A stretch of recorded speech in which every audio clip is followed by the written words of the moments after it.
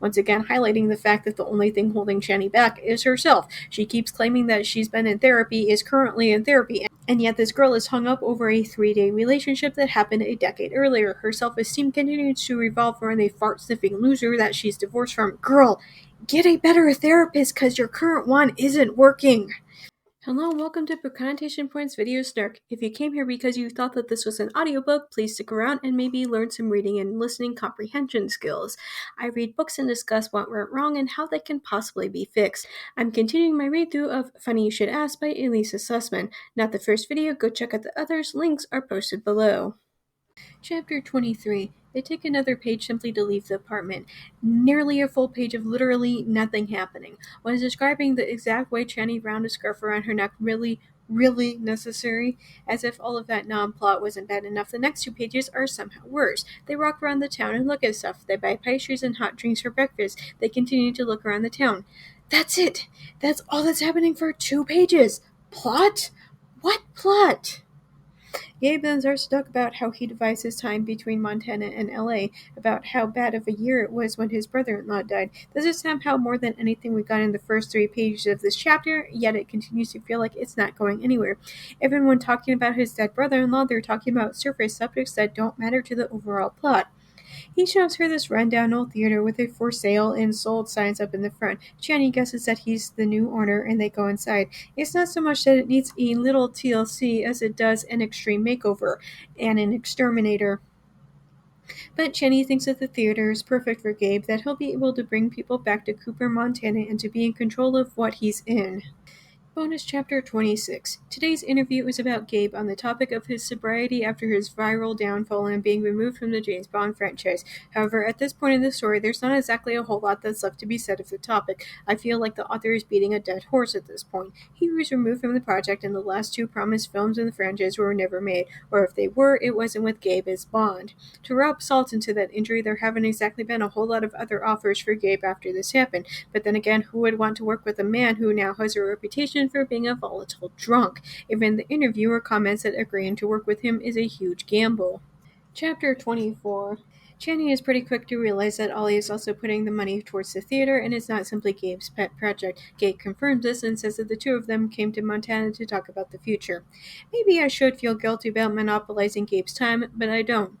Probably because Gabe invited her. She didn't show up at the airport and demand to tag along. Gabe said that he hadn't exactly planned to invite her to Montana, but then she showed up at the restaurant and he fell for her all over again.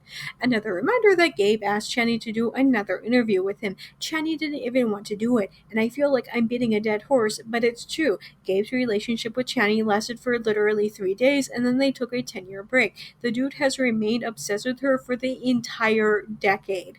Gabe tries to ask her a question about her dragon fantasy novel, the one she published before all of this nonsense kicked off. It's not what people want from me. Are you sure about that? He asks.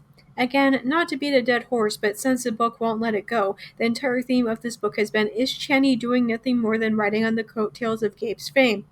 And again, I'm not saying that Channy's work of fiction is the greatest novel ever, but what I and Gabe are saying here is that maybe people would be less obsessed with if she slept with Gabe and more focused on when the next installment of her fantasy series is going to be published.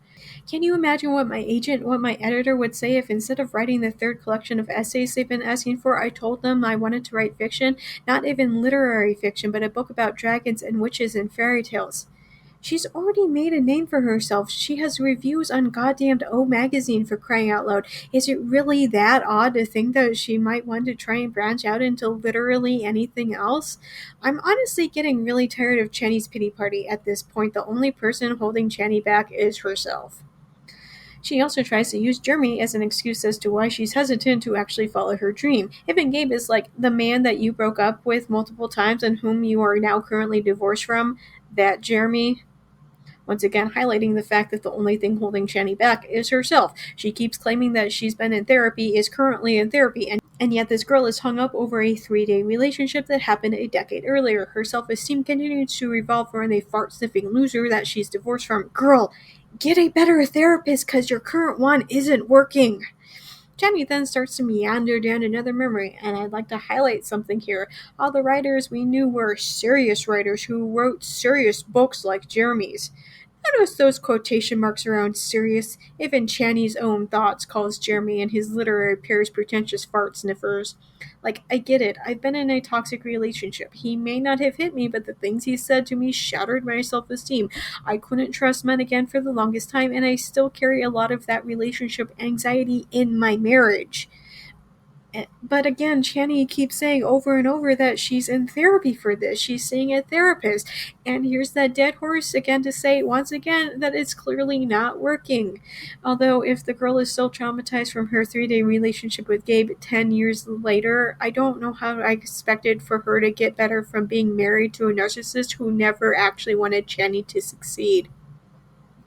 Anyway, returning to the narration, Channy and Jeremy go to the party full of the other writers. Jeremy goes and instantly glues himself to the bar and naturally proceeds to get completely wasted. A random lady comes up to Channy and starts gushing about how much she loves Channy's books, especially the interview with Gabe. At this point, Jeremy starts interrupting everything that the woman is saying and interjects with a lot of really rude remarks. Again, highlighting something that I said a moment earlier about how Jeremy is nothing but a narcissist who can't stand to see Channy succeed. Both Channy and the lady try to ignore Jeremy, and she tries to ask Channy something about the Gabe interview. And at this point, Jeremy snaps and literally screams at the woman, "Of course, Channy slept with Gabe. She always lies and says that she didn't, but she did, and everybody knows it." Which, girl, the fact that you didn't immediately call a divorce lawyer after that. Yes, Channy tells the readers that she stayed the night with Kate after that, but at the same time, she remained married to Jeremy for another year after that. A year. Also, Jeremy called her the next morning and apologized that he was drunk and under a lot of stress thanks to his own writing deadlines, which he was struggling with. But at the same time, being drunk is no excuse to start screaming at random strangers that your wife slept with the celebrity she was supposed to be interviewing. He clearly thinks so little of anything Channy has ever done. He doesn't value her at all, especially from an intellectual standpoint. There's literally only one reason I can think of why he even married her in the first place, and it involves the bedroom. Back in the present, Gabe asks where Channy mentally disappeared to and asks if she'd like to share. She declines to explain. Bonus Chapter 27. Today's article is a review about the remade Philadelphia story. The writer meanders through the usual tripe of remakes are never as good as originals. No matter how hard anybody tries, there's always something missing. But then she talks about the casting for the movie, or rather the literal only thing that the readers of this novel give a hoot about. And I want to quote the entire paragraph because there's some stuff that I need to unpack. There was outrage when it was announced that disgraced former Bond Gabe Parker would be playing C.K. Dexter Haven. The internet exploded with think pieces about how casting a recovering alcoholic to play a recovering alcoholic was lazy and exploitive. First off, I really hate the narrative that simply because a celebrity had a problem before doesn't mean that they haven't learned their mistakes. Everybody loves Drew Barrymore, and she had her drug and drinking problem, and I've heard that Lindsay Lohan is also trying to come back into the acting scene.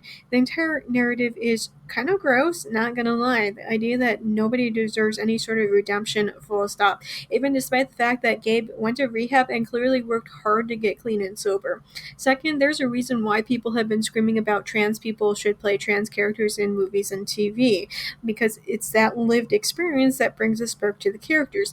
Yes, I could act as a recovering addict in a movie, but do you want to know who could do a better job than I could?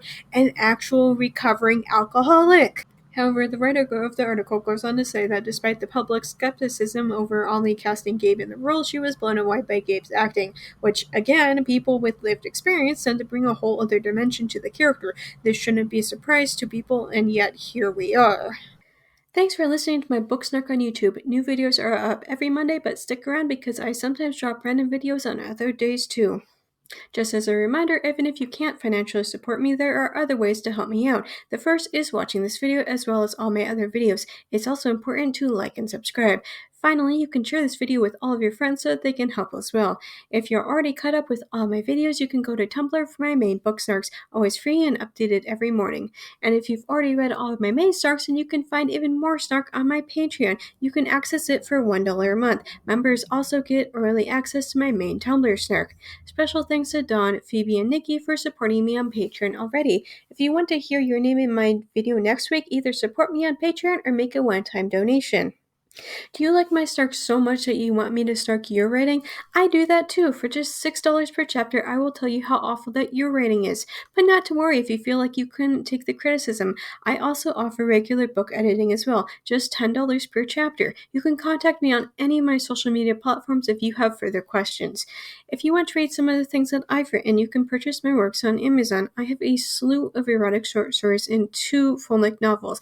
I also frequently run flash sales on my stories, and if you don't follow me on any social media, you might want to do so just so you can know when I might be offering things for free. Links for everything will be posted below. See you next week, guys.